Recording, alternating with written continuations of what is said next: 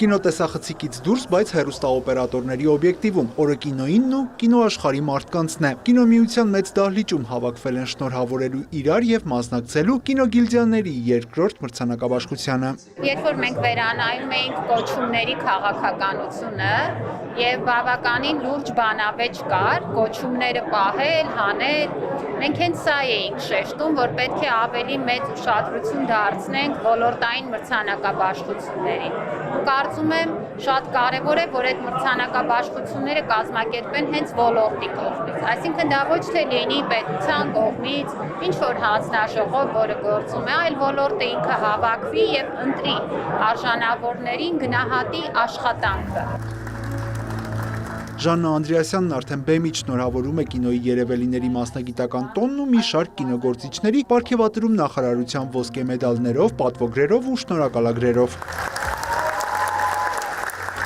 Մրցանակաբաշխությունը լավ առիթ է ևս մեկ անգամ գնահատելու էկրանին եւ էկրանից դուրս աշխատող մարդկանց, նրանց, ովքեր կինո են ստեղծում։ Կարևոր է գնահատումը եւ խթանը հանդիսանում, որպեսզի մասնագիտական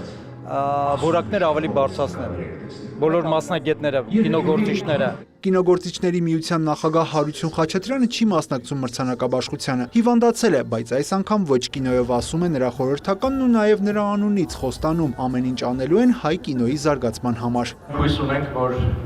գիլդիաները իրոք կայանալու են Հայաստանում, իսկապես դա երազանք էր, Հարություն Խաչատրյանի երազանքն էր եւ այն թիմի երազանքն էր, որ միասին սկսեցինք աշխատել 7 տարի առաջ եւ կարծում եմ, որ այդ ճանապարհին ունենք հաջողություններ։ 4 մրցանակ, 4 ճաքած ափսես ստացավ հայ ծանրորդ Նազիկ Ավդալյանի կյանքի մասին պատմող մեդալի հակառակ կողմը լիամետրաժ ֆիլմը լավագույն սցենար, լավագույն ռեժիսոր, լավագույն օպերատոր եւ լավագույն դիմահարդար անվանակարգերում։ Չգիտեմ, ավելի զարմանալի է, որ այս մրցանակը շնորհվում է ինձ, թե որ մրցանակը շնորհում է Միքայել Պողոսյանին։ Չնայած խոսքը ասում է ինչ աշակերտ, որ չգերազանցի իր ուսուցչին։ Լավագույն խաղարկային լիամետրաժ ֆիլմի պրոդյուսերի մրցանակը ստացավ Արման Նշանյանը ամերիկացին ֆիլմի համար։ Օֆելիա Հարությունյանն ու Լեոնեդ Տեր-Գաբրիելյանն էլ ճանաչվեցին լավագույն կարճամետրաժ ֆիլմի ռեժիսոր եւ պրոդյուսեր։ Գյուղը որ կանգնի ժապավենում իրենց աշխատանքի համար։ Շատ ուրախ եմ, որ հայկական կինոն կա, զարգանում է, որ նա ունի իր ուրույն տեղը համաշխարհային կինոյում եւ համոզված եմ, որ գնալով առավել եւս հաշվի առնելով թե ինչ երիտասարդներ են գալիս ասպարեզ, մենք կունենանք մեծ հաջողություններ։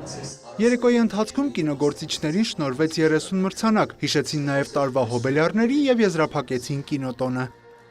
Յուրա Վահանյան, Ռաֆիկ Սողոմոնյան, լուրեր։